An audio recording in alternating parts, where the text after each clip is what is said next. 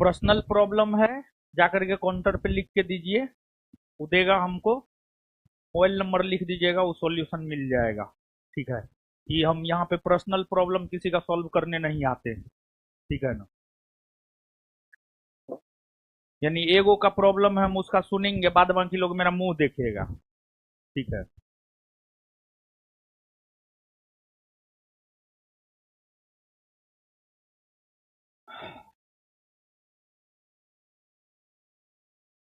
Personal problem अपना personal रखिए।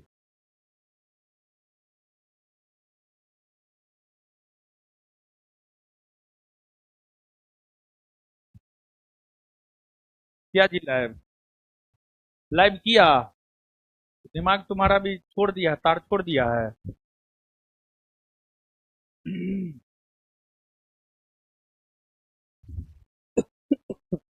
चलिए,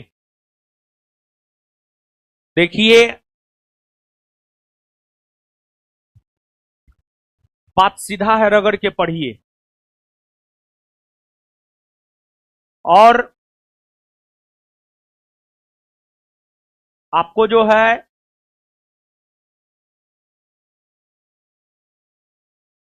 polity, history, geography, current, physics, chemistry, biology, economics, यही 8 सब्जेक्ट है मूल, जो आपको करना है। और आप सबसे हम रिक्वेस्ट कर रहे हैं, स्टडी मटेरियल लेकर के जब हम समझाते हैं, लिखाते हैं, बताते हैं, कुछ कुछ चीज जो आपको लगता है उसको लिखिए, याद कीजिए, पढ़िए, समझे ना। और ऑनलाइन वाले लोग, आपको भी कॉपी किताब लेकर के लिखना है, पढ़ना है, याद करना है, समझना है, सब कुछ करना है। समझना भी है, याद भी करना है, लिखना भी है। समझने वक्त समझना है, थोड़ा बहुत जो है लिखना भी है, टेबल कुर्सी का प्रयोग करना है पढ़ने में। तो अगर आप अपना बिहार दरोगा का सिलेबस देखेंगे तो सिलेबस में स्पष्ट तौर पर यह बात लिखा हुआ है। क्या लिखा हुआ है? सिलेबस में स्पष्ट तौर पर यह बात लिखा हुआ है, भारत का भूगोल, भारत का इतिहास। भले विश्व इतिहास से 1-2 प्रश्न पूछ दे, अब 14 में से 1-2 विश्व इतिहास से पूछा, तो अब विश्व इतिहास के पीछे पागल नहीं होना है। भूगोल में 12 गो पूछा, 1-2 विश्व का पूछ दिया, तो पागल नहीं होना है विश्व के भूगोल के पीछे। समझ गए ना? सिलेबस को देखिए, सिलेबस के अकॉर्डिंग काम कीजिए। और जो आपका सिलेबस है, सिलेबस के अकॉर्डिंग भारत का भूगोल आपको पढ़ना है। सिलेबस के अकॉर्डिंग क्या पढ़ना है? भारत का भूगोल, भारत का भूगोल पढ़ना है। तो हम आपको बोले भी थे, और जिस रोज वैकेंसी आया था, नोटिफिकेशन आया था, उस रोज हम आपको सिलेबस भी दिखाए थे, आपको याद है। और साथ ही साथ हम ये भी हम आपको बोले थे कि डेली टेस्ट को हम बंद कर देंगे जरूरत पड़ने पर, और हम आप लोग का क्लास लेंगे। आज से देखिए, हम डेली टेस्ट बंद करके आप लोग का क्लास ले रहे हैं। समझ गए ना? तो आप विश्वास रखिए, आपको जो है, आप विश्वास रखिए ये बात कि आपको जो है, मतलब हम लोग जैसे करवा रहे हैं, जो जो जैसे जैसे करवा रहे हैं, आप करते जाइए। और ज्यादा बैच नहीं करना है। जैसे इस बैच के जो भी बच्चे हैं, सिर्फ इसी बैच को करना है। दूसरे बैच के जो बच्चे हैं उसको सिर्फ वही करना है। तीसरे बैच के जो बच्चे, उसको सिर्फ वही करना है। देखिए, सब में कुल मिला करके करवाना वही है जो आपको करवा रहे हैं। ठीक है ना? पढ़िए, सेल्फ स्टडी कीजिए, संसाधन को सीमित कीजिए, जितना दिया गया है उतना कीजिए, फालतू दिमाग मत लगाइए। और तुमको बोलेंगे ये सब जो है कमेंट करते रहता है सब्जेक्टिव सब्जेक्टिव सब्जेक्टिव। सब सब्जेक्ट का सब्जेक्टिव अपलोड करवा दो, history, polity, geography, physics, chemistry, biology, economics, सबका सब्जेक्टिव अपलोड करवा दो। ऑब्जेक्टिव तो अपलोड है ये है, ठीक है ना। सब्जेक्टिव अलग करके अपलोड करवाओ, एक साथ नहीं। सब्जेक्टिव अलग, ऑब्जेक्टिव अलग, सब्जेक्टिव अलग, ऑब्जेक्टिव अलग। जिसको निकालना है दोनों अपना दोनों निकालेगा, जिसको सिर्फ ऑब्जेक्टिव निकालना है वो सिर्फ अपना ऑब्जेक्टिव निकालेगा। और लिखिए, कॉपी पे लिखिए। आप ये जो कहिएगा हम क्लियर कर दे रहे हैं बाबू, आप ये जो कहिएगा सब क्वेश्चन परीक्षा में जो क्वेश्चन दिए हैं वही सीधे तौर पर आ जाए, मुश्किल है। जैसे मान लिया जाए है नोट तो नोट ली है ना, नया वाला है ना जी।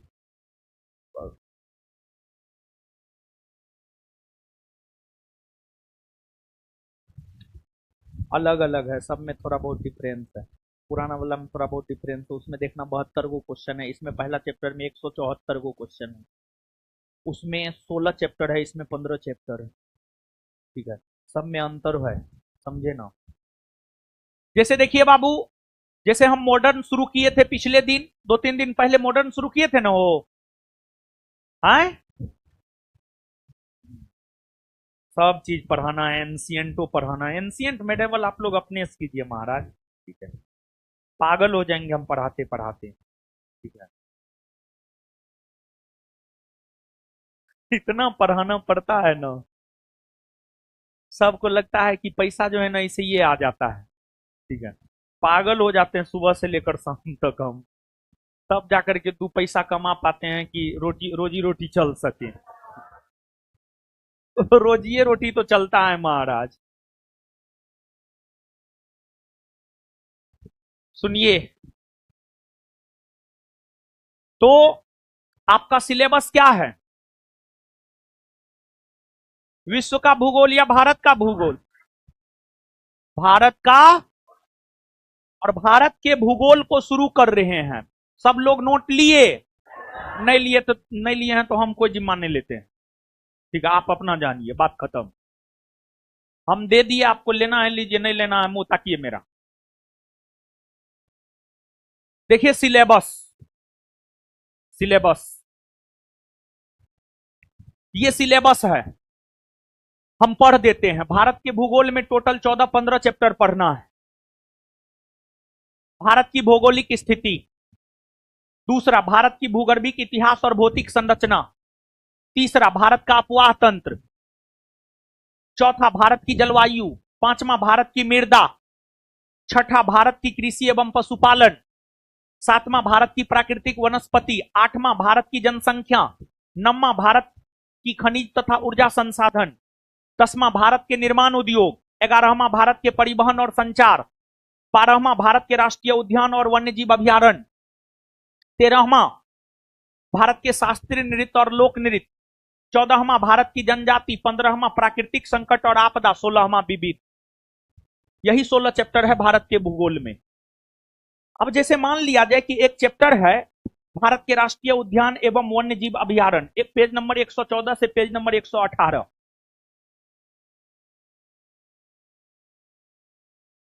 अब इसमें मान लिया जाए कि इस चैप्टर में जो है टोटल 74 गो क्वेश्चन है, लगभग लगता है 75 गो क्वेश्चन है। मैक्सिमम राष्ट्रीय उद्यान और वन्यजीव अभ्यारण्य को कवर करने का प्रयास किया गया है। लेकिन अगर मान लिया जाए कोई राष्ट्रीय उद्यान और वन्यजीव अभ्यारण्य इसके क्वेश्चन में कवर ना है, यहां पर हम लिखेंगे। जैसे मान लिया जाए कि एक राष्ट्रीय उद्यान है जल्दापारा राष्ट्रीय उद्यान। जल्दापारा राष्ट्रीय उद्यान पश्चिम बंगाल में है। मान लिया जाए पश्चिम बंगाल का कोई राष्ट्रीय उद्यान हम बता रहे हैं, तो वहां पर पश्चिम बंगाल का सब राष्ट्रीय उद्यान बता देंगे कि सुंदरवन राष्ट्रीय उद्यान हो गया, जल्दापारा राष्ट्रीय उद्यान हो गया, बुक्सा राष्ट्रीय उद्यान हो गया, ये सब पश्चिम बंगाल में है। तो थोड़ा नोट डाउन भी करना है। मेरा मुंह देखने के लिए नहीं आए हैं आप लोग, समझ गए ना? ये मुंह देखते रहते हैं, बोलते रहते हैं, मुंह देखते रहते हैं। ठीक है, मुंह देखते रह जाइएगा जीवन भर। तो नोट में ही जगह निकाल करके, या इस ज्योग्राफी के नोट में पीछे में 10-15 पेज जोड़िए, 10-15-20 पेज जोड़िए, 10 पेज नहीं 20 पेज जोड़िए कम से कम। और जो थोड़ा बहुत बोलेंगे, जो लगेगा आपको महत्वपूर्ण है, वो सब लिखिए, समझे ना? काम आएगा वो सब परीक्षा में, नहीं तो जीवन भर मुंह देखते मेरा रह जाइएगा। तो बिहार दरोगा में भारत का भूगोल पूछता है, बता दिए, सिलेबस बता दिए, अब सब चीज हो गया। अब शुरू कर दे रहे हैं। देखिए, जब समुद्र मंथन हुआ ना, सबसे पहले विष निकला, भगवान बोले ग्रहण कर लिए। भगवान बोले क्या कर लिए? ग्रहण कर लिए। और विष को जो है कंठ से नीचे नहीं जाने दिए। क्यों नहीं जाने दिए? पता है क्यों नहीं जाने दिए? इसलिए नहीं जाने दिए, भगवान शिव के हृदय में राम बसते थे। राम, भगवान शिव के हृदय में कौन बसते थे? राम। और राम बड़ी कोमल थे। राम जो है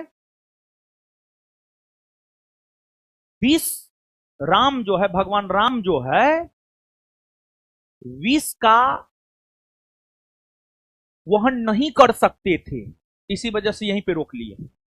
ठीक है, तो अभी जो है करंट हम आपको नहीं करवा रहे हैं, करंट अफेयर नहीं करवा रहे हैं, करवाना चाहिए हमको, लेकिन आप लोग सब्जेक्टिव में ऐसे, सब्जेक्टिव में ऐसे ऐसे करते हैं। सब्जेक्टिव में जब ऐसे ऐसे करते हैं तो करंट करेंगे तब कैसे कैसे कीजिएगा? है? तो आपके बैच में हम सोच रहे हैं, करंट का बुक ला रहे हैं छठ बाद, 5 से 10 नवंबर के बीच में करंट का बुक आ रहा है। अरे सुनो ना यार, सुनेगी? ज्यादा मुंह मत बनो, नहीं तो इंस्टाग्राम हम बना देंगे तुमको, इंस्टाग्राम स्टार। नाचते रहना इंस्टाग्राम पे। सुनो जो बोल रहे हैं, सुनो। तो हम ही सोच रहे हैं, बुक ला रहे हैं। देखिए, Bihar SI first batch, second batch, homework series, वो सब पुराना बैच है, उस सब में शुरू हमेशा से करंट चला है। तो करंट ऐसे भी आपका एग्जाम जो है दिसंबर में होगा। अब दिसंबर में होगा भी कि नहीं होगा कोई नहीं जानता है, क्योंकि चुनाव है। चुनाव में कौन जीतेगा? नीतीश जी अगर जीत गए तब तो एकदम दिसंबर में होगा। आपको मान के चलना है, नहीं बोलेंगे ये सब बात, ठीक है? नहीं तो फिर आप सोच लेते हैं बहुत बात, फिर गड़बड़ हो जाएगा। नहीं, दिसंबर में एग्जाम है आपका, ठीक है? दिसंबर में ही आपका एग्जाम है। लगभग 10 नवंबर के आसपास संस्थान का करंट का बुक आ जाएगा। तो हम लोग जो है प्रयास करते हैं, और सब बैच को गोली मारिए, ठीक है? आपके बैच में जैसे करवा रहे हैं आप कीजिए। आपके बैच में जो है करंट का जब बुक आएगा, वही बुके आपके बैच में करवाएंगे, ठीक है ना? वही आप कीजिएगा, समझे? तो 10 नवंबर तक जो है सिर्फ सब्जेक्ट चलने दीजिए, हिस्ट्री पॉलिटी और history polity, geography, physics, chemistry, biology और इकोनॉमिक्स, ठीक है? 10 नवंबर तक सिर्फ यही चलने दीजिए। फिर 10 नवंबर के बाद करंट आपके बैच में करेंगे। क्या विचार? मान जाइए, मान गए ना? पक्का? चलिए ठीक है। नहीं, बहुत लोग हल्ला करते रहता है। देखिए, सबके सवाल का जवाब भी ऑनलाइन में भी लोग कहता है करंट करंट कब से शुरू होगा, तो इसी वजह से जो है सबको बोल दिए हैं करंट 10 नवंबर से आपके बैच में शुरू, यानी करंट का बुक आया, अब बुक आने के अगले दिन से आपके बैच में करंट शुरू कर देंगे, ठीक है? चलिए, किसका है? चलिए आइए अब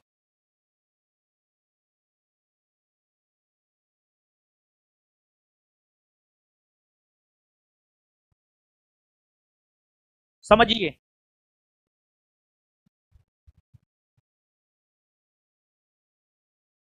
है, समझिए हो। देखिए बाबू,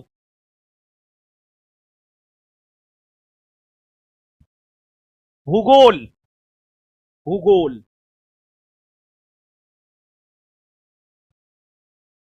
क्या पढ़ना है हम लोगों को? भूगोल।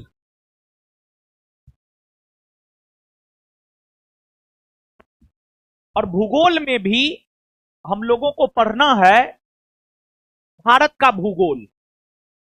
ठीक है, भारत का भूगोल पढ़ेंगे।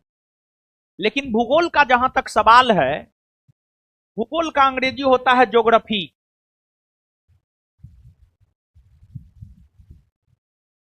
ज्योग्राफी। ज्योग्राफी शब्द की उत्पत्ति ग्रीक भाषा के दो शब्द जियो और ग्राफो से मिलकर हुआ है। जो भूगोल शब्द है, जिसका अंग्रेजी ज्योग्राफी है, ज्योग्राफी की उत्पत्ति ग्रीक भाषा के दो शब्द जियो और ग्राफो, जियो और ग्राफो से मिलकर हुआ है। जियो और ग्राफो से मिलकर हुआ है, जिसमें जियो का अर्थ होता है पृथ्वी, पृथ्वी, और ग्राफो का अर्थ होता है अध्ययन। ग्राफो का अर्थ होता है अध्ययन, यानी ज्योग्राफी का शाब्दिक अर्थ होता है पृथ्वी का अध्ययन, पृथ्वी का अध्ययन, पृथ्वी का अध्ययन। ज्योग्राफी यानी भूगोल,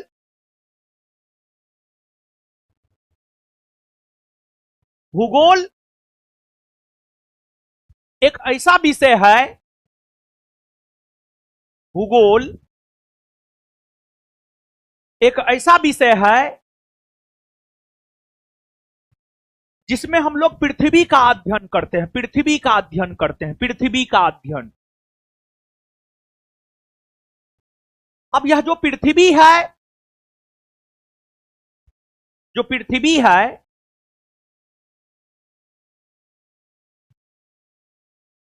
पृथ्वी है, इस पर सागर है, महासागर है, महादेश है। जैसे आपको एशिया महादेश है, ऑस्ट्रेलिया महादेश है, अफ्रीका महादेश है, साउथ अमेरिका महादेश है, नॉर्थ अमेरिका महादेश है, प्रशांत महासागर है, अटलांटिक महासागर है, हिंद महासागर है। ये सब तो पृथ्वी पर ही है। तो पृथ्वी पर जो ये महादेश और महासागर है, इसी के बारे में हम लोग पढ़ते हैं। और इस महादेश और महासागर की अगर आप बात करेंगे, अलग अलग महादेश में अलग अलग देश है। उन देशों में ही एक देश है भारत, और भारत एशिया महादेश में है, भारत एशिया महादेश में है। और जहां तक भारत के भूगोल का सवाल है, जहां तक भारत के भूगोल का सवाल है, जहां तक भारत के भूगोल का सवाल है, भारत के भूगोल के अंतर्गत हम लोग, भारत के भूगोल के अंतर्गत हम लोग भारत के बारे में पढ़ते हैं। भारत के भूगोल के अंतर्गत अगर देखा जाए तो भारत के भूगोल के अंतर्गत हम लोग भारत के बारे में पढ़ते हैं। भारत कौन गोलार्ध में है, कौन देशांतर में है, भारत में कौन पहाड़ है, कौन पर्वत है, कौन पठार है, भारत में कौन कौन कृषि होता है, भारत में कौन उद्योग है, भारत की कितनी जनसंख्या है, भारत में कौन राष्ट्रीय उद्यान है, भारत में कौन जनजाति है, भारत में कौन खनिज संसाधन पाया जाता है, भारत में ऊर्जा का संसाधन क्या है, भारत में कौन नदी बहती है, भारत में कौन झील है, कौन जलप्रपात है, कौन शहर भारत के कौन नदी पर है? भारत के भूगोल में तो हम यही पढ़ते हैं, जैसा कि हमने आपको सिलेबस में भी बताया है। आप एक बार फिर से, सबके पास अगर नोट हो तो सब लोग एक बार फिर से सिलेबस को पूरा एक बार देख लीजिए, तो जो बात हम बोले हैं भारत के भूगोल में वही सब न पढ़ना है।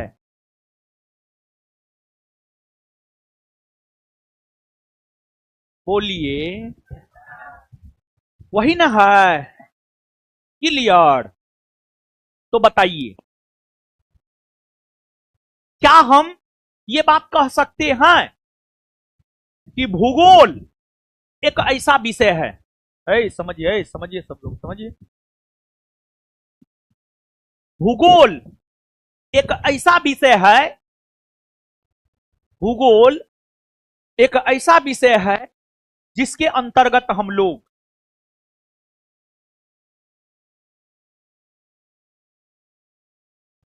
पृथ्वी पर उपस्थित सागर, महासागर, महादेश, नदी, झील, जलप्रपात, पर्वत, पहाड़, पठार, कृषि, उद्योग, जनसंख्या, खनिज संसाधन, ऊर्जा संसाधन, प्राकृतिक आपदा, राष्ट्रीय उद्यान इत्यादि को पढ़ते हैं। वही ना भूगोल है? ना है भूगोल? देखिए, जो पाठ्यक्रम है आपका, सीधा उस पाठ्यक्रम में जितना चैप्टर है उसका नाम ले लीजिए और सीधा बोलिए भूगोल एक ऐसा विषय है जिसमें हम फलना फलना चीज पढ़ते हैं, बात खत्म। और ये जो फलना फलना चीज है, नदी है, जलप्रपात है, पर्वत है, पहाड़ है, ये पृथ्वी पर न है हो। ये नदी, झील, झरना, जलप्रपात, पहाड़, पठार, ये सब पृथ्वी से बाहर है हो। बोलिए, ये सब पृथ्वी से बाहर नहीं ना है हो? चलिए ठीक है। अब देखिएगा बाबू, आप जो भूगोल है, भूगोल का पिता कहा जाता है किसको? इरेटोस्थनीज। भूगोल का पिता अगर देखा जाए तो भूगोल का पिता कहा जाता है आपको इरेटोस्थनीज। इरेटोस्थनीज, इरेटोस्थनीज की अगर हम लोग बात करें तो इरेटोस्थनीज को जो है भूगोल का पिता कहा जाता है। इरेटोस्थनीज को जो है भूगोल का पिता कहा जाता है, भूगोल का पिता। भूगोल का पिता अगर देखा जाए तो भूगोल का पिता जो है बाबू आपको इरेटोस्थनीज को कहा जाता है। किसको कहा जाता है? इरेटोस्थनीज। इरेटोस्थनीज को भूगोल का पिता कहा जाता है। अब देखिएगा बाबू आप, ठीक है, इरेटोस्थनीज को भूगोल का पिता कहा जाता है, लेकिन आधुनिक भूगोल का पिता हम्बोल्ट को कहा जाता है। जर्मनी के एक भूगोल बता रहे हैं हम्बोल्ट। जर्मनी के एक भूगोल बता रहे हैं हम्बोल्ट। जर्मनी के एक भूगोल बता रहे हैं हम्बोल्ट। और जर्मनी के जो भूगोल बेता हम्बोल्ट रहे हैं, अगर हम लोग हम्बोल्ट की बात करें तो हम्बोल्ट को ही आधुनिक भूगोल का पिता कहा जाता है। आधुनिक भूगोल क्या कहा जाता है? आधुनिक भूगोल का पिता कहा जाता है हम्बोल्ट को। किसको कहा जाता है? अब देखिए, यहां तक में तुमको डेली क्लास करती है, पेज लेकर के मारेंगे, अब हम बहुत मार मारेंगे, ठीक है ना? अब मेरा गुस्सा जो है ना बहुत बढ़ रहा है, ठीक है ना? फिर बाद में तुम लोग कहेगी कि रिजल्ट नहीं हुआ, चप्पल खोल के मारेंगे, बहुत मार मारेंगे हम, समझी? तुमको ये बात नहीं पता है मेरे क्लास में कॉपी लेके आना है? सब टाइम पास करती है, एगो नहीं पढ़ने वाली है, सब टाइम पास करने वाली है, ये सब सब टोटल, ठीक है? टाइम पास करने के लिए आती है, पढ़ने के लिए मत आया करो, नहीं तो मारेंगे हम, कुर्सी पटक देंगे सीधे, ठीक है? हमको दया हुआ कुछ नहीं, ठीक है? हम बहुत क्रूर अत्याचारी व्यक्ति हैं। अलाउद्दीन खिलजी से भी ज्यादा क्रूर है। वो अपने चाचा ससुर दोनों को मार दिया था, तब जाकर के गद्दी प्राप्त किया था। कॉपी कहां गया तुम्हारा? कॉपी कहां है? नहीं लाई है कॉपी? तुम्हारा कॉपी कहां है? तुम्हारा कॉपी कहाँ है? कॉपी निकालो। मारेंगे तुम लोग जो है ना, सब बहुत बदमाश सब है। खाली पढ़ना लिखना ना है, बाद बाकी सब काम करना है। ठीक है। बर्गर खाना, बर्गर। बर्गर वाली आई है लगता है। छोड़िए ना कौन। अब यहां तक में हम ही जानते हैं, वही जानती है कौन है बर्गर वाली। समझे? यहीं पर ही जो ये थी ना, ये लोहार लैंड, यहीं पे बर्गर खा रही थी, हम देख लिए। और एगो लड़का से बैग छीन रही थी उसका, पता नहीं अब जो भी हो। मतलब आपस में झगड़ रही थी रोडे पे। बर्गर खाती आराम से तो कोई बात नहीं था, आपस में झगड़ भी रही थी। बैग छीना छीनी कर रही थी दोनों अपने में। ठीक है। तब न नजर पड़ गया, बर्गर खाती तब नजर थोड़े पड़ता। तो यहां तक में देखिए, अब आपको कॉपी में क्या लिखना चाहिए था जानते हैं बाबू? 3 बात आपको लिखना चाहिए था। 3 बात क्या जानते हैं बाबू? एक आइडिया दे रहे हैं कॉपी में क्या लिखना है। 3 बात यहां तक आपको लिख लेना चाहिए था। एक बात यह, ज्योग्राफी की उत्पत्ति ग्रीक भाषा के 2 शब्द जियो और ग्राफो से मिलकर हुआ है, जिसमें जियो का अर्थ पृथ्वी और ग्राफो का अर्थ अध्ययन करना होता है। एक बात ये लिखना है। इसमें एग्जाम के पॉइंट ऑफ व्यू से महत्वपूर्ण क्या है जानते हैं बाबू? देखिए यह बात क्यों एग्जाम के पॉइंट ऑफ व्यू से महत्वपूर्ण है। जैसे सुनामी कौन भाषा का शब्द है? फिर जो है मौसम शब्द की उत्पत्ति कौन भाषा से हुई? इस टाइप के प्रश्न आपसे आपके एग्जाम में पूछे जा चुके हैं, तो आगे भी ये सब पूछा जा सकता है। तो मतलब यहां से एक बात ये पूछा जा सकता है कि ज्योग्राफी शब्द की उत्पत्ति कौन भाषा से हुई है?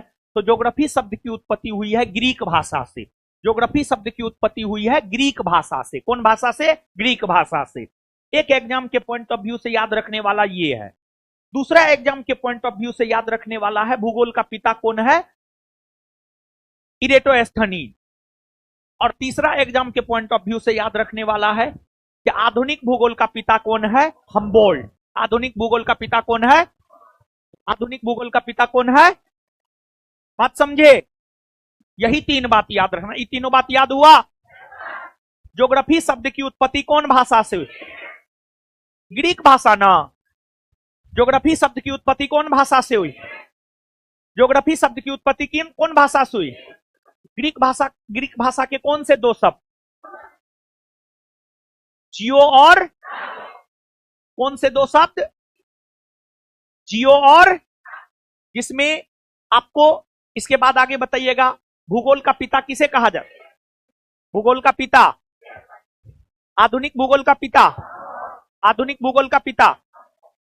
अब भूगोल के विषय में थोड़ा सा सामान्य जानकारी दे दी। अब हम लोग आ जाते हैं अपने क्वेश्चन आंसर पर। ठीक है ना?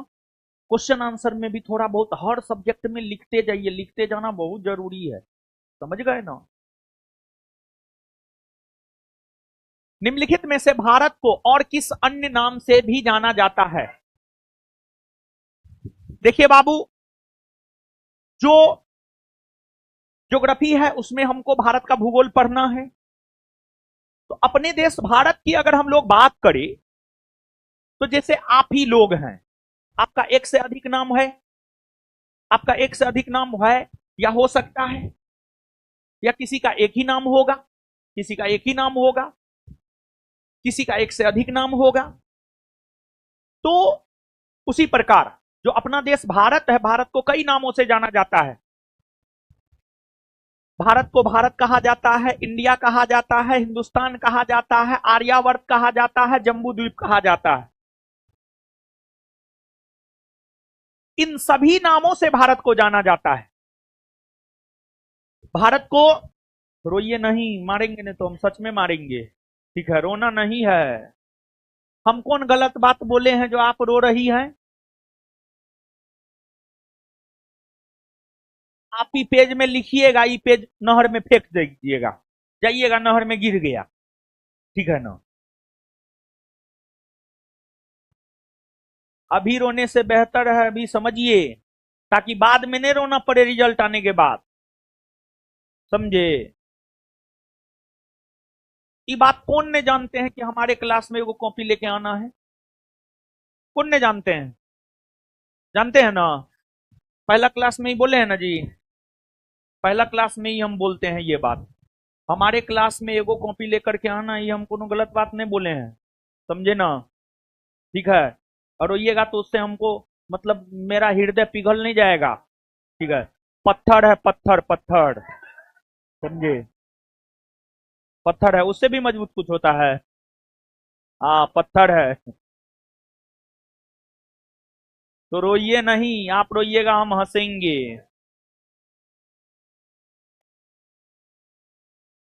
ये सब कितना हंस रही है, कभी तुम लोग भी पकड़ाएगी। सबका बदला लेंगे, सबका बदला लेगा तेरा फैजल।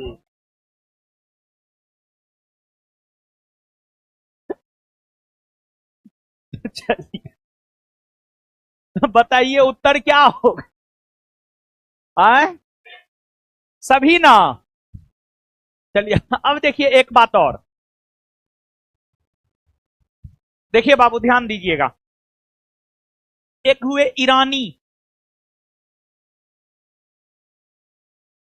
और एक हुए यूनानी। यूनानी जानते हैं बाबू कि जो ईरानी है, ईरानी, ईरानी, ईरान, ईरान के लोग, ईरान मुस्लिम कंट्री है। ईरान मुस्लिम कंट्री है, जो ईरान है ना, ईरान मुस्लिम कंट्री है। जो ईरान है ना बाबू, ईरान मुस्लिम कंट्री है, मुस्लिम कंट्री।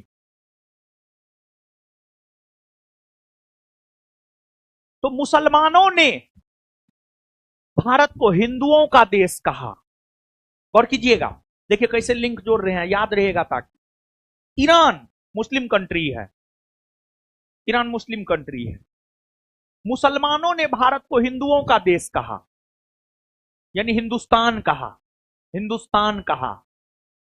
तो ईरानियों ने भारत को कहा है हिंदुस्तान। ईरानियों ने भारत को क्या कहा है? हिंदुस्तान,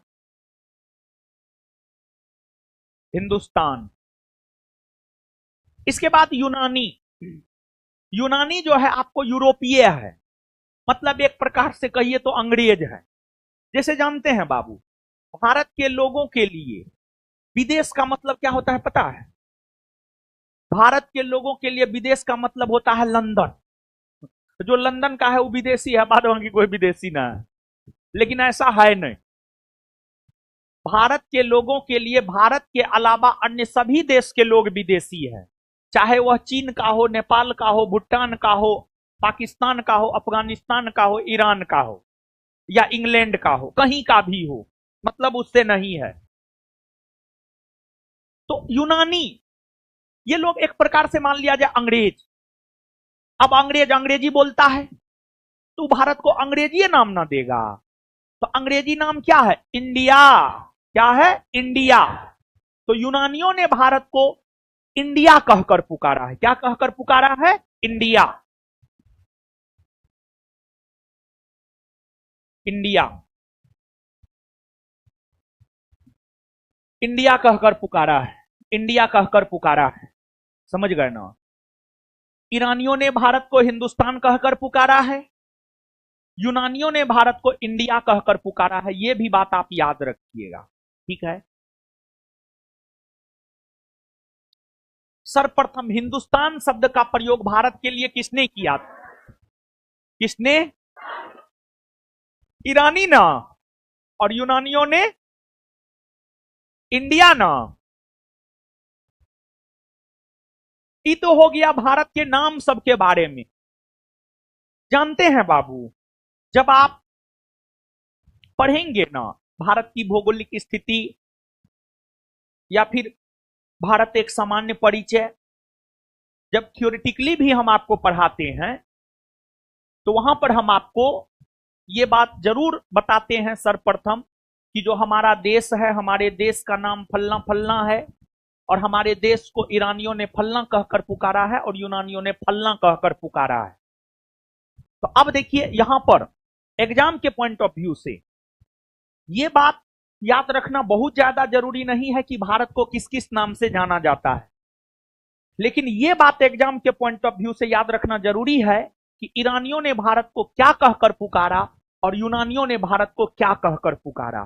तो ईरानियों ने भारत को सर्वप्रथम हिंदुस्तान कहकर पुकारा और यूनानियों ने भारत को इंडिया कहकर पुकारा। यह बात आप जरूर याद रखिएगा ना।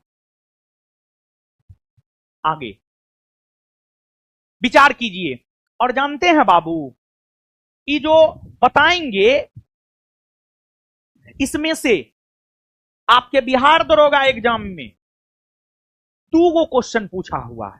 जितना हम बताएंगे ना, इसमें से 2 क्वेश्चन आपके बिहार दरोगा एग्जाम में पूछा हुआ है। समझ गए ना? तो अब विचार कीजिए। क्या विचार कीजिए? अब स्टेटमेंट पढ़िए और कौन सा सही है। 3 गो स्टेटमेंट में से हम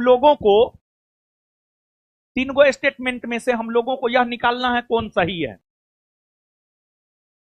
भारत जम्बू द्वीप का अंग है। जब आप पूजा उजा पे बैठिएगा ना, तो मंत्र जो है पढ़ाएगा, पंडित मंत्र पढ़ाएगा, उसमें जम्बू द्वीपे भारत खंडे आर्यावर्ते इस सब का जिक्र होता है। देखिए जब पूजा उजा होता है ना, मतलब देखिए भारत जो है ना, भारत का धार्मिक ग्रंथ, भारत का हिंदू धार्मिक ग्रंथ वसुदेव कुटुंबकम में विश्वास करता है। मतलब इस चीज में विश्वास करता है पूरा विश्व एक परिवार है और पूरे विश्व का कल्याण हो। भारत का जो हिंदू धर्म ग्रंथ है वह इस चीज में विश्वास करता है कि पूरे विश्व का कल्याण हो। लेकिन हम लोग जब पूजा उजा करते हैं, हम लोग चाहते हैं सिर्फ मेरा कल्याण। लेकिन जो पंडित जी होते हैं वो आपके जरिए पूरे विश्व के कल्याण को लेकर पूजा करवा देते हैं। समझ गए? तब आप लेते रहिए। तो पंडित जी को सीधा कह दीजिए नहीं, सिर्फ मेरा कल्याण करवाइए।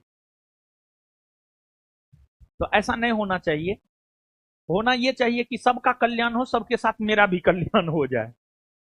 तो पंडित जी जो ये काम करते हैं ना, पंडित जी का ये काम बड़ी बढ़िया है। समझ गए? तो भारत जम्बू द्वीप का अंग है, ये बात सही है। भारत जम्बू द्वीप का अंग है, ये बात सही है। सरक्रीक विवाद भारत एवं पाकिस्तान के बीच है, हाँ एकदम सही है। जानते हैं बाबू, आपके बिहार दरोगा एग्जाम में यह प्रश्न पूछा है। क्या पूछा है पता है? आपके बिहार दरोगा एग्जाम में यह प्रश्न पूछा है, सरक्रीक विवाद किन 2 देशों के बीच है? सरक्रीक विवाद किन 2 देशों के बीच है? तो जो सरक्रीक विवाद है यह भारत और पाकिस्तान के बीच है। यह आपके बिहार एसआई एग्जाम का पूछा जा चुका प्रश्न है और आगे भी पूछा जा सकता है। अब देखिए यहां पर आप मानचित्र पर आइए।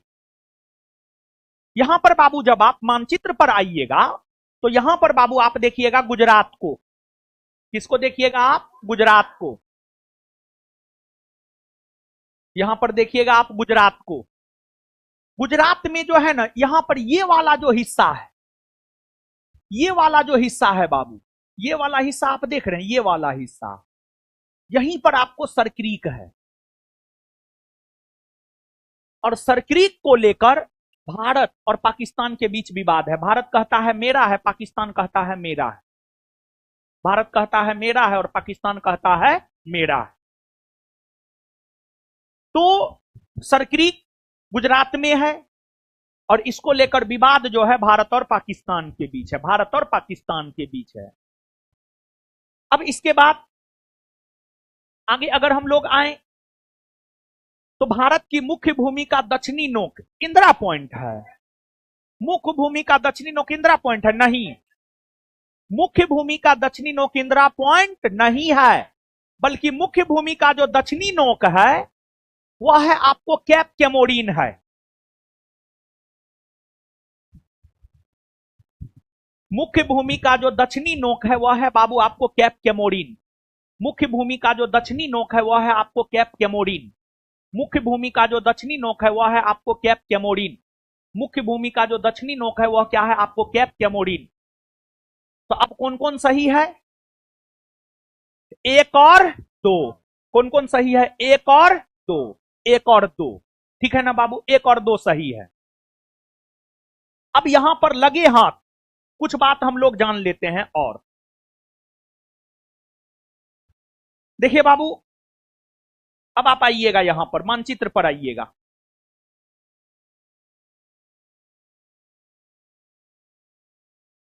ये जो है बाबू आपको अपना देश भारत है, ये अपना देश भारत है। जब हम कोई भी मानचित्र लेते हैं तो उसका ऊपरी भाग जो होता है उत्तर दिशा को प्रदर्शित करता है, उत्तर यानी नॉर्थ, उत्तर यानी नॉर्थ। और नीचे वाला भाग जो है दक्षिण दिशा को प्रदर्शित करता है यानी साउथ। नीचे वाला भाग दक्षिण दिशा को प्रदर्शित करता है यानी साउथ। दाहिना भाग पूरब दिशा को प्रदर्शित करता है यानी ईस्ट। और बायां भाग पश्चिम दिशा को प्रदर्शित करता है यानी वेस्ट। बायां भाग पश्चिम दिशा को प्रदर्शित करता है यानी वेस्ट, वेस्ट, वेस्ट।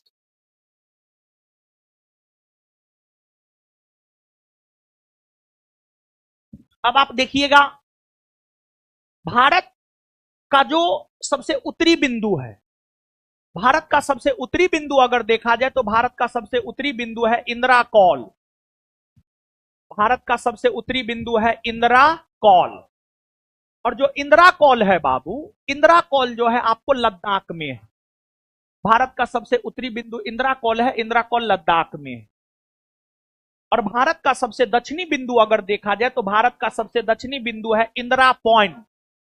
भारत का सबसे दक्षिणी बिंदु अगर देखा जाए तो भारत का सबसे दक्षिणी बिंदु है इंदिरा पॉइंट।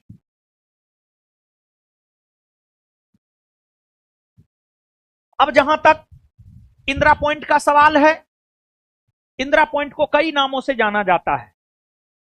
इंदिरा पॉइंट को पार्सन पॉइंट कहा जाता है, इंदिरा पॉइंट को पिग्मेलियन पॉइंट कहा जाता है,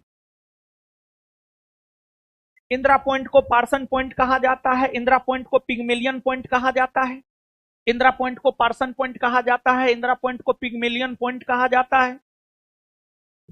और इंदिरा पॉइंट अंडमान निकोबार द्वीप समूह के अंतर्गत जो सबसे दक्षिणी द्वीप है ग्रेट निकोबार, ग्रेट निकोबार जो कि भारत के सबसे दक्षिण में है, ग्रेट निकोबार जो कि भारत का सबसे दक्षिणी द्वीप है, भारत के सबसे दक्षिण में है। यह 6 डिग्री 4 मिनट उत्तरी 6 डिग्री 4 मिनट उत्तरी अक्षांश रेखा पर है। इस ग्रेट निकोबार में ही अगर देखा जाए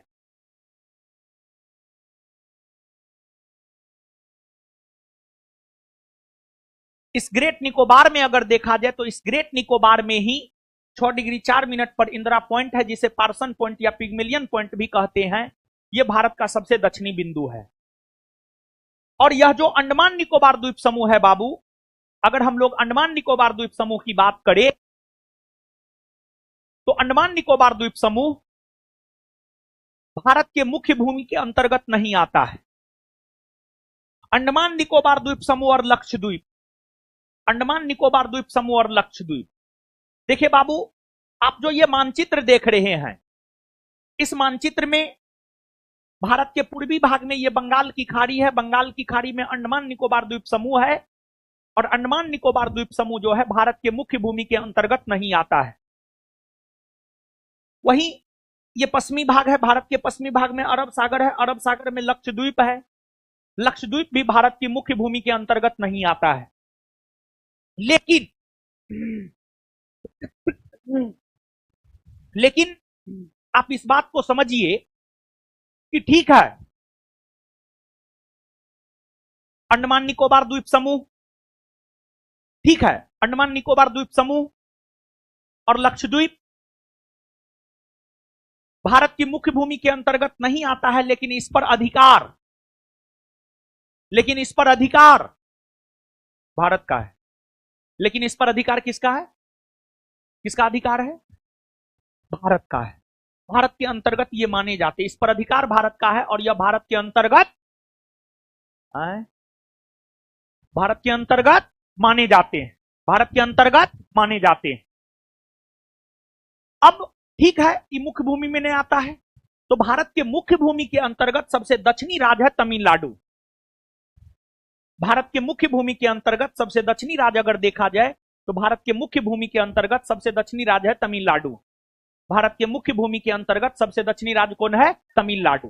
भारत के मुख्य भूमि के अंतर्गत सबसे दक्षिणी राज्य कौन है? तमिलनाडु। तमिलनाडु में कन्याकुमारी है और तमिलनाडु के कन्याकुमारी में ही कैप कैमोरिन है। तमिलनाडु के कन्याकुमारी में ही कैप कैमोरिन है और तमिलनाडु के कन्याकुमारी में जो कैप कैमोरिन है यह भारत की मुख्य भूमि का सबसे दक्षिणी बिंदु है। यह भारत की मुख्य भूमि का सबसे दक्षिणी बिंदु है। यह भारत की मुख्य भूमि का सबसे दक्षिणी बिंदु है। भारत की मुख्य भूमि का सबसे दक्षिणी बिंदु है।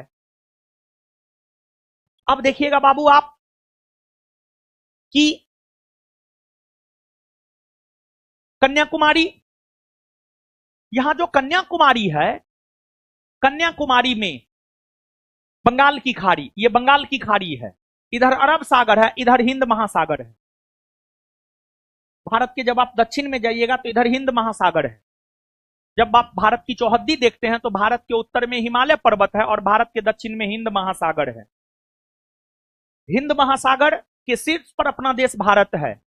हिंद महासागर के शीर्ष पर अपना देश भारत है। तो जो कन्याकुमारी है, कन्याकुमारी में अरब सागर, बंगाल की खाड़ी, हिंद महासागर तीनों आपस में आकर मिलती है। जो आपको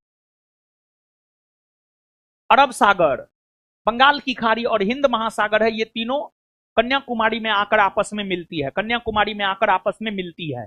कन्याकुमारी में आकर आपस में मिलती है। अब जिस प्रकार आपने भारत के उत्तरी और दक्षिणी बिंदु को देखा है, उसी प्रकार भारत के पूर्वी बिंदु की अगर हम लोग बात करें तो भारत का जो सबसे पूर्वी राज्य है अरुणाचल प्रदेश है। भारत का सबसे पूर्वी राज्य अरुणाचल प्रदेश है और अरुणाचल प्रदेश में एक स्थान है किबुथु। किबुथु, किबिथु। अरुणाचल प्रदेश में एक है किबिथु, किबिथु। और अरुणाचल प्रदेश में जो किबिथु है यह भारत का सबसे पूर्वी बिंदु है। अरुणाचल प्रदेश में जो किबुथु है यह भारत का सबसे पूर्वी बिंदु है। यह भारत का सबसे पूर्वी बिंदु है। भारत का सबसे पूर्वी बिंदु है। उसी प्रकार अगर देखा जाए तो भारत का सबसे पश्चिमी राज्य जो है, भारत का सबसे पश्चिमी राज्य है गुजरात। भारत का सबसे पश्चिमी राज्य कौन है? गुजरात। और गुजरात में एक है गुहार मोती। गुजरात में एक है गुहार मोती। और गुजरात में जो गुहार मोती है, गुजरात में जो गुहार मोती है, गुहार मोती जो है भारत का सबसे पश्चिमी बिंदु है। भारत का सबसे पश्चिमी बिंदु है। और अगर आप अपने बिहार दरोगा एग्जाम की बात करेंगे तो यहां से बिहार दरोगा एग्जाम दो बात पूछा है। भारत का सबसे उत्तरी बिंदु पूछा है, भारत का सबसे दक्षिणी बिंदु पूछा है। ये दोनों प्रश्न आपका बिहार दरोगा एग्जाम पूछ चुका है। तो भारत का उत्तरी, दक्षिणी, पूर्वी, पश्चिमी, मुख्य भूमि का सबसे दक्षिणी बिंदु कौन है, सब बात हम आपको बता दिए हैं। कौन किस राज्य में स्थित है? इंदिरा कौल लद्दाख में है। इंदिरा पॉइंट अंडमान निकोबार द्वीप समूह में है। कैप कैमोरिन तमिलनाडु में है। किबुथु अरुणाचल प्रदेश में है। और फिर जो है गुहार मोती गुजरात में है। हर बात हम आपको बता दिए हैं। अब आइए इसको याद कर लेते हैं, पुनः आगे बढ़ जाएंगे, ठीक है ना। और आपको एक दिशा निर्देश, ये दिशा निर्देश हम आपको पहले भी दिए हैं। पहले जो है ऑनलाइन जो है सब स्टडी मटेरियल अपलोड नहीं किए थे, अतः पता नहीं था वैकेंसी आएगा नहीं आएगा, क्या होगा नहीं होगा, कुछ भी अता पता नहीं था, ठीक है। देखिए पढ़ने का क्या तरीका होना चाहिए। अपलोड करवाओ, अपलोड करवाओ तो उठा के पटक देंगे, अगले क्लास में हम आएंगे। अगर कोई बोल दिया नहीं अपलोड तो अपलोड हो जाना चाहिए। पढ़ने का क्या तरीका होना चाहिए सुनिए। जैसे मान लिया जाए कि मॉडर्न में हम आपको पढ़ा रहे हैं, क्या कौन चैप्टर पढ़ा रहे हैं? 18वीं सदी का भारत। जब आपके पास सब्जेक्टिव नोट होगा तो उसमें सब्जेक्टिव में 18वीं सदी का भारत होगा। आपको 18वीं सदी का भारत पढ़ा रहे हैं, आपको 18वीं सदी का भारत पढ़ के आना चाहिए। फिर क्लास में क्वेश्चन होगा, डिस्कशन सुनना है, याद करना है।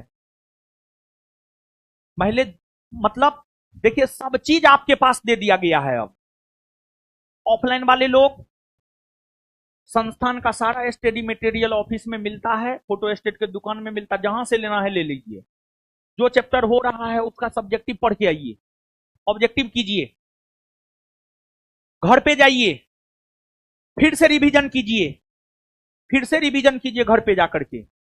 Revision more and more times.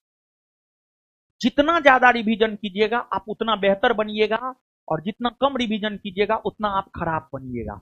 जितना ज्यादा रिवीजन कीजिएगा उतना बढ़िया बनिएगा, जितना कम रिवीजन कीजिएगा उतना खराब बनिएगा। जितना ज्यादा रिवीजन होगा रिजल्ट के चांसेज उतना ज्यादा, जितना कम रिवीजन होगा रिजल्ट के चांसेज उतना कम। ठीक है ना बाबू, समझ गए? तो सब नोट हम ऑनलाइन वालों को अवेलेबल करवा दे रहे हैं। और ऑनलाइन वाले लोग एक मिनट जान लीजिए, आपको जो है कुछ चीज का आंसर ना है, जैसे फिजिक्स का आंसर नहीं बना है, इकोनॉमिक्स का नहीं बना है, क्योंकि फिजिक्स और इकोनॉमिक्स अभी अपडेटे हुआ है। तो अपडेट हुआ है तो उसका आंसर नहीं बना है। तो फिजिक्स और इकोनॉमिक्स के आंसर को लेकर के नहीं चिल्लाना है कि फिजिक्स का आंसर नहीं मिल रहा है, इकोनॉमिक्स का आंसर नहीं मिल रहा है। हम क्लियर कर दे रहे हैं, फिजिक्स और इकोनॉमिक्स का आंसर नहीं मिलेगा, क्योंकि आप देखे होंगे फिजिक्स आपको पूरा मिला है, नहीं मिला होगा।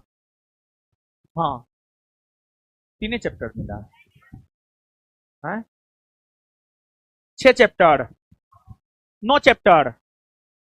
ठीक है, बताइए कहाँ रहती है, कहाँ रहती है, बताओ ना कहाँ रहती है, हैं?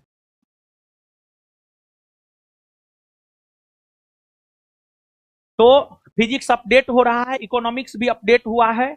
सर जब करवाएंगे तभी आंसर बनेगा। ठीक है, तो हम क्लियर कर देना चाहते हैं, biology, chemistry, history, polity, geography, इस सब सब्जेक्ट का आंसर मिल जाएगा, लेकिन फिजिक्स और इकोनॉमिक्स का आंसर आपको, बोलिए, फिजिक्स और इकोनॉमिक्स का आंसर नहीं ना मिलेगा। हाँ, नहीं मिलेगा। तो आप बार बार जो है कमेंट नहीं कीजिएगा। आप ऑनलाइन वाले को बोल रहे हैं, ऑफलाइन वाला कान कान खुला है ना जी, कान में गुज्जू उज्जू नहीं हुआ है? हाँ, करवा तेल डाल करके साफ कर लेना, नहीं सुनाई दे रहा है तो। ठीक है ना? और ऑनलाइन वाले लोग अब बाद में नहीं कहिएगा कि नहीं मिला, वो सर करवाएंगे तभी आंसर मिलेगा। ठीक है ना? क्योंकि वो अपडेट हुआ है, नोट अपडेट हुआ है, नोट अपडेट हुआ है, और अभी अपडेट हो ही रहा है। तो इसी वजह से उसका आंसर अभी हम लोग बनाए नहीं। उसका आंसर तो बिट्टू सर ही बनाएंगे, वो बनाए नहीं। ठीक है, उनको बोलेंगे बना के दे दीजिए, बोलेंगे हम क्लास में करवाएंगे। ठीक है ना? तो ठीक है, क्या ना बोल रहे थे? हाँ, बोल ये बात रहे थे, सब चीज अब आपके पास है, अवेलेबल हो जाएगा। आज से लेकर कल तक नहीं है तो आज से लेकर कल तक में अवेलेबल हो जाएगा। जैसे ज्योग्राफी में भारत की भौगोलिक स्थिति या भारत एक परिचय शुरू किए, सब्जेक्टिव नोट लेकर के एक बार पूरा उसको पढ़ लीजिए, फिर आइए देखिए, क्लास कीजिए, फिर घर पे जाइए रिवीजन कीजिए। देखिए कितना अच्छा महसूस होगा, कितना अच्छा महसूस होगा। मतलब आपको लगेगा कि हम सही डायरेक्शन में जा रहे हैं। आपको क्यों लगता है कि हम सही डायरेक्शन में नहीं जा रहे हैं? आपको इसलिए लगता है कि हम सही डायरेक्शन में नहीं जा रहे हैं क्योंकि क्योंकि क्योंकि क्योंकि आप सही तरीका से पढ़ भी नहीं करते। आज की डेट में हो क्या गया है, आईटी का जमाना है, इंफॉर्मेशन टेक्नोलॉजी, डाटा का कोई कमी नहीं है, कुकुरमुत्ता सबका कोई कमी ना है। जिसको बिहार दरोगा का पूरा सिलेबस ना मालूम हो, पूरा चैप्टर ना मालूम हो, वो सब जो है यूट्यूब पर आकर के वो सबको दो चार गो देखते रहता, वो दो चार गो है कौन, वो अभागल सब है, समझ गए? अपना जिंदगी बर्बाद कर रहा है, समझे ना? तो ये सब कुकुर मुत्ता सब जो है बस यही 2-3 महीना बस, दिसंबर तक बस, 9-10 दिसंबर, 15 दिसंबर, 20 दिसंबर तक बस। ठीक है ना? उसके बाद ये सब आपको नजर नहीं आएगा। तो जैसे हम अपने हॉस्टल के लड़का से मोबाइल ले लिए, आपको पता है, मोबाइल ले लिए, सोमवार से शुक्रवार पढ़ना है, शनिवार रविवार सिर्फ रिवीजन करना है। मतलब हॉस्टल में ये चीज है, वो सब 1-1.5 साल से तैयारी कर रहा है। आप लोग तो अभी अभी एडमिशन लिए हैं, तो आप लोग के लिए ये सब नहीं लागू होगा। मोबाइल ले लिए हैं, क्यों? मोबाइल से बचना बहुत ज्यादा जरूरी, डिस्ट्रक्शन से बचना बहुत ज्यादा जरूरी है। और आज के डेट में गर्लफ्रेंड से ज्यादा कोई डिस्टर्ब करता है तो मोबाइल। ठीक है, आज के डेट में गर्लफ्रेंड सब भी बहुत समझदार हो गई है। उसको कह दीजिएगा हम काम कर रहे हैं, वो आपको डिस्टर्ब नहीं करेगी। ठीक है, लेकिन मोबाइल जो है बिन बुलाए मेहमान है, समझे ना?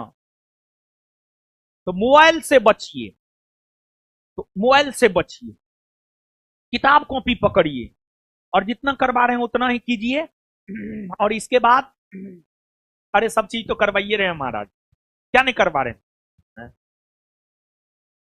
इसके बाद जो चैप्टर चल रहा है, बायोलॉजी में कोई चैप्टर चलेगा, पढ़ के आइए थ्योरी, ऑब्जेक्टिव कीजिए, घर पे जाकर फिर से उसको रिवीजन कीजिए। फिर अगले दिन जो होगा, अगले दिन जहां तक पढ़े हैं वहां से आगे होगा, उसको पढ़ लीजिए, फिर अगले क्लास में आइए, फिर उसका रिवीजन कीजिए। ऐसे करके काम कीजिए आप। देखिए आपका कॉन्फिडेंस बढ़ जाएगा, हम आपको विश्वास दिला रहे हैं, आपका कॉन्फिडेंस बढ़ जाएगा, पक्का कॉन्फिडेंस बढ़ेगा। आप करके देखिए, आपको करना पड़ेगा। आप इसको आज से करना शुरू कीजिए, कल से करना शुरू कीजिए, जितना जल्दी हो सकता है उतना जल्दी करना शुरू कीजिए। कॉन्फिडेंस बढ़ेगा, अपने आप रिजल्ट हो जाएगा। ठीक है ना? हाँ, और एक बात जान लीजिए, इस वैकेंसी के बाद बिहार दरोगा का कोई बड़ा वैकेंसी ना है, लास्ट बड़ा वैकेंसी है बिहार दरोगा का। फिर इसके बाद 3-4 बरस तक कोई वैकेंसी ना है। इसलिए कर्म मेहनत पुरजोर कीजिए, इतना कीजिए ना कि रिजल्ट निकल जाए। ठीक है? हाँ, और नहीं तो रोते रहिएगा। बताइए, भारत का सबसे उत्तरी बिंदु, भारत का सबसे दक्षिणी बिंदु, दक्षिणी बिंदु, इंदिरा पॉइंट को किस किस नाम से जानते? पार्सन पॉइंट और इंदिरा पॉइंट को किस किस नाम से जानते हैं? पार्सन पॉइंट और पिगमेलियन पॉइंट। भारत की मुख्य भूमि का सबसे दक्षिणी बिंदु, भारत की मुख्य भूमि का सबसे दक्षिणी बिंदु आए, भारत का सबसे पूर्वी बिंदु, पूर्वी बिंदु, भारत का सबसे पश्चिमी बिंदु। क्लियर? चलिए, आंसर मिल ना गया? अगले क्वेश्चन की ओर बढ़े ना। निम्नलिखित में से कौन भारतीय उपमहाद्वीप के अंतर्गत आते हैं? भारतीय उपमहाद्वीप के अंतर्गत कौन कौन आता है? देखिए बाबू, ध्यान दीजिएगा।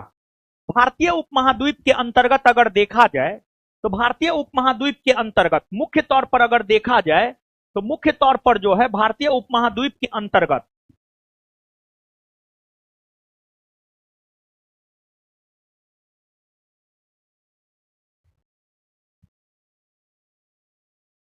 मुख्य तौर पर अगर भारतीय उपमहाद्वीप की बात की जाए तो मुख्य तौर पर भारतीय उपमहाद्वीप के अंतर्गत भारत आता है, पाकिस्तान आता है, अफगानिस्तान आता है, नेपाल आता है, भूटान आता है, बांग्लादेश आता है।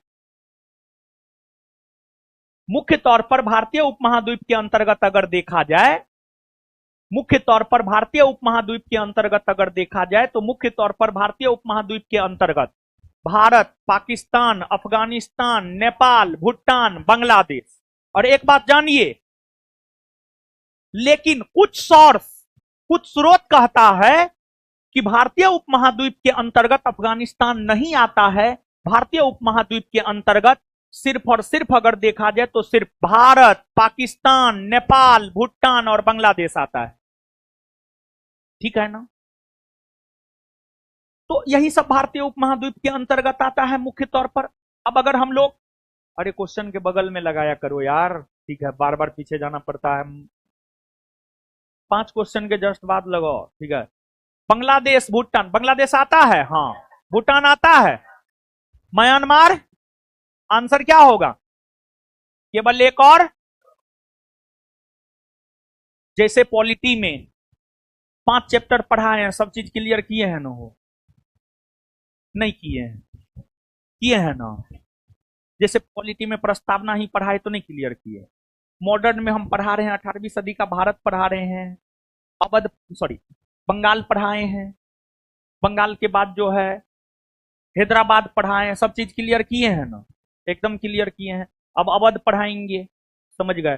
फिर पंजाब पढ़ाएंगे, मैसूर पढ़ाएंगे, ये सब चीज पढ़ाएंगे। उसी प्रकार से ज्योग्राफी में भी आप देखेंगे हम सब चीज क्लियर करते हुए जा रहे हैं। आप अगर अच्छे से क्लास करेंगे और जो तरीका हम आपको बोले हैं, हम पूरा भरोसा देते हैं बहुत बेहतर करके आइएगा आप परीक्षा में, अगर फॉलो कर लिए तब ठीक है।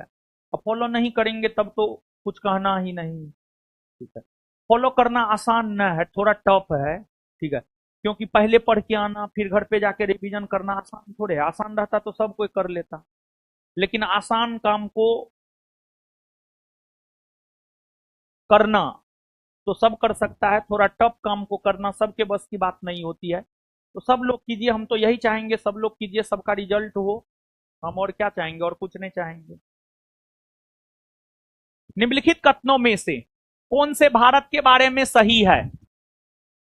सही उत्तर का चयन हेतु अधोलिखित कूट का उपयोग कीजिए। ठीक है, भारत के बारे में 4 स्टेटमेंट दिया हुआ है, और जानते हैं बाबू ये क्वेश्चन हम क्रिएट नहीं किए हैं। जैसे 1 number question, 2 number question, 3 number question वो मेरा क्रिएट किया हुआ है, और चारों नंबर मेरा क्रिएट किया हुआ है। लेकिन ये जो 5 नंबर क्वेश्चन है हम क्रिएट नहीं किए, ये घटना चक्र से क्वेश्चन लिए हैं। ये क्वेश्चन किसी परीक्षा में पूछा हुआ है। तो आप लोग जो लुसेंट एसपीडी घटना चक्र के पीछे भागते हैं, हम स्पष्ट कर दे कि हम जो आपको पढ़ाते हैं ना, जो भी चीज हम पढ़ाते हैं, लुसेंट एसपीडी घटना चक्र दृष्टि एनसीईआरटी टेक्स्ट बुक हर चीज को ध्यान में रखते हुए पढ़ाते हैं।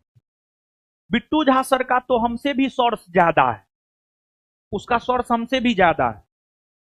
हम तो टेक्स्ट बुक में एगो टेक्स्ट बुक को फॉलो करते हैं, वो बीटीबीसी, भारती भवन, स्टूडेंट फ्रेंड, और भी एगो है एनसीईआरटी तो है, ये है एनसीईआरटी भी, और एगो कमल प्रकाशन या कोई प्रकाशन है, उसका भी टेक्स्ट बुक को फॉलो करते हैं।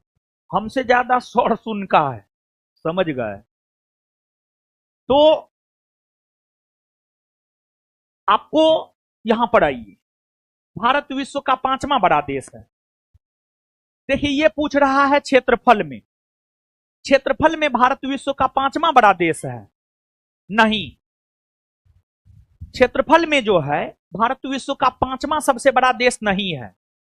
क्षेत्रफल में जो है भारत विश्व का 7वां सबसे बड़ा देश है। क्षेत्रफल में अगर हम लोग देखें तो क्षेत्रफल में जो है भारत विश्व का 7वां सबसे बड़ा देश है।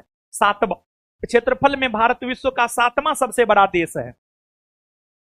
क्षेत्रफल में भारत विश्व का 7वां सबसे बड़ा देश है। आपको क्षेत्रफल में विश्व का सबसे बड़ा देश है रूस, दूसरा सबसे बड़ा देश है कनाडा, तीसरा है अमेरिका, चौथा है चीन, 5वां है ब्राजील, छठा है ऑस्ट्रेलिया, 7वां है भारत, 8वां है अर्जेंटीना। 8वां है अर्जेंटीना। और जो भारत का क्षेत्रफल है, भारत का क्षेत्रफल अगर देखा जाए तो जो भारत का क्षेत्रफल है, भारत का क्षेत्रफल विश्व के कुल क्षेत्रफल का 2.42% है। भारत का क्षेत्रफल विश्व के कुल क्षेत्रफल का 2.42% है। भारत विश्व के कुल क्षेत्रफल के 2.42% भाग को घेरता है। भारत विश्व के कुल क्षेत्रफल के 2.42% भाग को घेरता है। लेकिन भारत विश्व की कुल जनसंख्या के 18% जनसंख्या, विश्व के कुल जनसंख्या का लगभग 18% जनसंख्या भारत में निवास करता है। क्षेत्रफल में मात्र 2.42% और जनसंख्या में लगभग 18% को कवर करता है भारत। यानी अगर पूरे विश्व की जनसंख्या 100 है तो उसमें 18 गो लोग भारत में, उसमें 18 गो लोग भारत में हैं। अब अगर हम लोग भारत की बात करें तो भारत का अक्षांशीय विस्तार हो गया, देशांतरीय विस्तार हो गया, ये सब चीज भी हम लोग देखेंगे। तो एक बात बाबू आप हमको बताइएगा, क्षेत्रफल के आधार पर भारत का विश्व में कौन सा स्थान? कौन सा स्थान? भारत का क्षेत्रफल विश्व के कुल क्षेत्रफल का कितना परसेंट? 2.42%। भारत का क्षेत्रफल विश्व के कुल क्षेत्रफल का कितना परसेंट? भारत का क्षेत्रफल विश्व के कुल क्षेत्रफल का कितना परसेंट? 2.42%। और भारत विश्व की कुल जनसंख्या का कितना घेरता है? कितना? भारत की जनसंख्या विश्व की कुल जनसंख्या का कितना परसेंट है? और बाबू भारत का जो क्षेत्रफल है, भारत का क्षेत्रफल है 32,87,263 वर्ग किलोमीटर। 32,87,263 वर्ग किलोमीटर। 32,87,263 वर्ग किलोमीटर भारत का जो क्षेत्रफल है। भारत के क्षेत्रफल की अगर हम लोग बात करें तो भारत का क्षेत्रफल है 32,87,263 वर्ग किलोमीटर। भारत का क्षेत्रफल है 32,87,263 वर्ग किलोमीटर। भारत का क्षेत्रफल कितना है? 32,87,263 वर्ग किलोमीटर। और देखिए बाबू, भारत से ही अलग हुआ है पाकिस्तान और पाकिस्तान से अलग हुआ है बांग्लादेश। भारत का क्षेत्रफल 32,87,263 वर्ग किलोमीटर है। उसी प्रकार अगर हम लोग पाकिस्तान की बात करें तो पाकिस्तान का क्षेत्रफल लगभग 8 लाख वर्ग किलोमीटर के आसपास है। तो पाकिस्तान का क्षेत्रफल लगभग 8 लाख वर्ग किलोमीटर और भारत का 32 लाख। तो भारत का क्षेत्रफल पाकिस्तान से कितना गुना ज्यादा बड़ा? 4 गुना। 4 गुना। कितना गुना? भारत का क्षेत्रफल पाकिस्तान से कितना गुना बड़ा है? कितना गुना बड़ा है? और भारत का क्षेत्रफल बांग्लादेश से 23 गुना बड़ा है। कितना गुना बड़ा? 23 गुना। तो भारत का क्षेत्रफल पाकिस्तान से कितना गुना बड़ा? पाकिस्तान से, बांग्लादेश से 23 गुना। बांग्लादेश से, ये सब बात याद रखिएगा ना हो।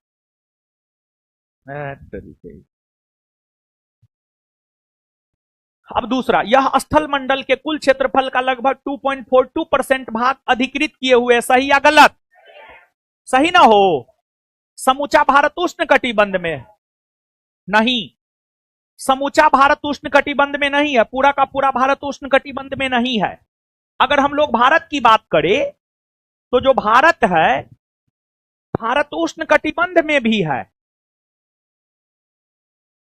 और भारत शीतोष्ण कटिबंध में भी है। इसको समझाते हैं। भारत उष्ण कटिबंध में भी है और भारत शीतोष्ण कटिबंध में भी है।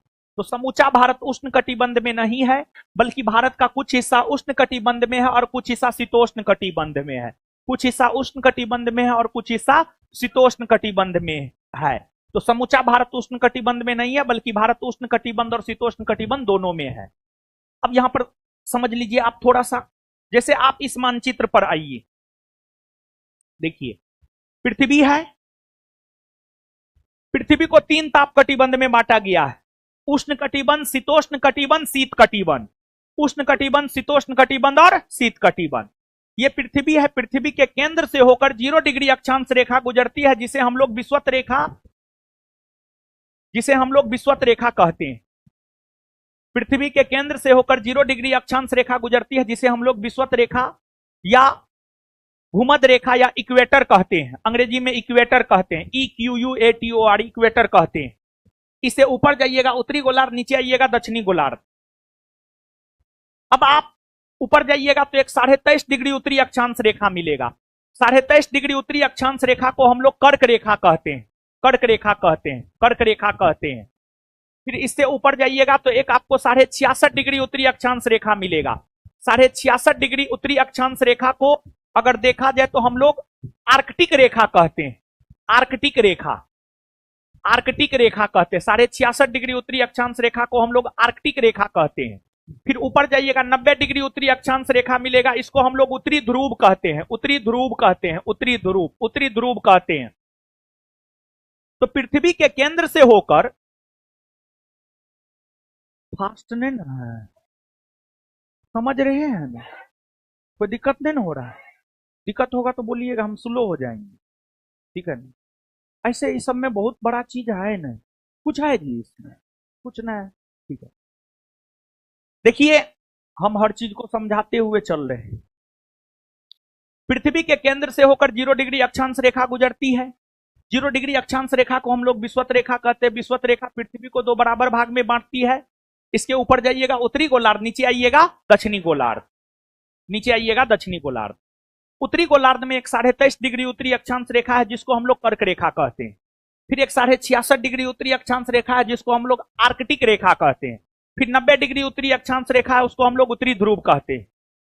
जानते हैं बाबू, ये जो कर्क रेखा से लेकर विषुवत रेखा तक का क्षेत्र है, यहां पर सूर्य की किरणें सीधी पड़ती है और यहां पर गर्मी अधिक होता है, जिस वजह से इसे हम लोग कहते हैं उष्ण कटिबंध, उष्ण कटिबंध कहते हैं। फिर कर्क रेखा से आर्कटिक रेखा के बीच में ठंडा और गर्मी दोनों बराबर मात्रा में होता है, इसे हम लोग कहते हैं शीतोष्ण कटिबंध। क्या कहते हैं? शीतोष्ण कटिबंध, शीतोष्ण कटिबंध कहते हैं, शीतोष्ण कटिबंध। और फिर आर्कटिक रेखा और उत्तरी ध्रुव के बीच में जो मौसम होता है वो काफी ठंडा होता है, जिस वजह से इसे हम लोग कहते हैं शीत कटिबंध। क्या कहते हैं? शीत कटिबंध। क्या कहते हैं? शीत कटिबंध, शीत कटिबंध कहते हैं। तो अब आप देखिएगा कर्क रेखा, जहां तक कर्क रेखा का सवाल है आप इस बात को जानिए, कर्क रेखा भारत के बीचों बीच से होकर गुजरती है। जहां तक कर्क रेखा का सवाल है, ये कर्क रेखा है। और कर्क रेखा की अगर हम लोग बात करें, यहां पर अगर हम इस सब चीज को थोड़ा डिलीट मार दे और यहां पर भारत की हम लोग बात करें, तो भारत कर्क रेखा के बीचों बीच से होकर गुजरता है। यानी अगर हम लोग भारत के मानचित्र पर आए तो अब आप इस मानचित्र को देखिए बाबू, ये है बाबू आपको कर्क रेखा। ये जो लाइन खिंचा हुआ है ये कर्क रेखा है। कर्क रेखा के नीचे और कर्क रेखा के ऊपर। कर्क रेखा एक ऐसी काल्पनिक रेखा है जो भारत को लगभग 2 बराबर भाग में बांटती है। कर्क रेखा के ऊपर जाइएगा उत्तरी भारत, नीचे आइएगा दक्षिणी भारत। आपसे यह प्रश्न पूछा भी जाता है, कौन ऐसी काल्पनिक रेखा है जो भारत को लगभग 2 बराबर भाग में बांटती है? कर्क रेखा, कर्क रेखा। तो कर्क रेखा भारत के बीचों बीच से होकर गुजरती है, बोलिए। तो कर्क रेखा के आप नीचे आइएगा तो ये उष्ण कटिबंध है, और कर्क रेखा के ऊपर जाइएगा तो ये शीतोष्ण कटिबंध है, शीतोष्ण कटिबंध है। यानी कहने का मतलब बाबू ये हुआ कि कर्क रेखा के नीचे ये जो दक्षिण भारत है, दक्षिण भारत जो है आपको उष्ण कटिबंध में है, और कर्क रेखा के ऊपर उत्तर भारत, उत्तर भारत जो है आपको शीतोष्ण कटिबंध में है, उत्तर भारत जो है आपको शीतोष्ण कटिबंध में है। तो भारत के अंतर्गत दक्षिणी भारत उष्ण कटिबंध में और उत्तरी भारत शीतोष्ण कटिबंध में है। तो भारत की अगर हम लोग बात करें तो भारत क्या सिर्फ और सिर्फ जो है समूचा उष्ण कटिबंध में नहीं, भारत का दक्षिणी भाग, दक्षिणी भारत उष्ण कटिबंध में है और उत्तरी भारत शीतोष्ण कटिबंध में है। 82.5 डिग्री पूर्वी देशांतर रेखा का उपयोग भारतीय समय को निर्धारित करने के लिए किया जाता है, हाँ। और 82.5 डिग्री पूर्वी देशांतर रेखा का उपयोग भारतीय समय को निर्धारित करने के लिए किया जाता है। इसी वजह से इसको जो है भारतीय मानक समय रेखा कहते हैं। और कर्क रेखा और भारतीय मानक समय रेखा को लेकर के अगले सेशन में हम आपके साथ चर्चा करेंगे। इससे रिलेटेड और भी प्रश्न होंगे। तो यहां पर जो सही है, यहां पर सही कौन कौन है? तो 2 और 4, 2 और 4, यानी आंसर क्या हो जाएगा? D number. क्या हो जाएगा आंसर? D number. चलिए, अब जो है आपको जाना नहीं है, बायोलॉजी का क्लास होगा, बैठे रहिए, बैठिए, नहीं पढ़िएगा, टेस्ट बंद किए हैं, सिलेबस नहीं समाप्त होगा तो हमको नहीं कहिएगा सिलेबस नहीं समाप्त हुआ है, ठीक है।